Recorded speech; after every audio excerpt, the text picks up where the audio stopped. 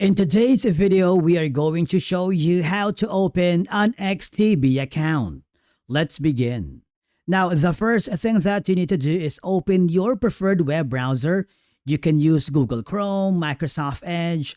In my case, I am using Mozilla Firefox, and then go to the official website, which is www.xtb.com. On the top right corner, you would see that there is an option to create an account. This will take you to the registration form, and all I have to do is follow the on-screen instruction. You can scan the QR code and download the app, activate your account and verify your identity within the app, and add the money and make your first trade. And after that, you should receive an email from XTB, and all I have to do is click the verification link because that will forward you to the login page.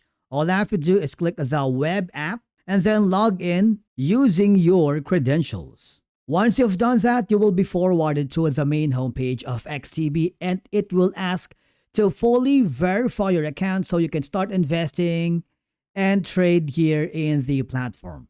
But basically, that's it for today's video on how to create an account here on XTB. Thank you so much for watching. We will see you in the next video.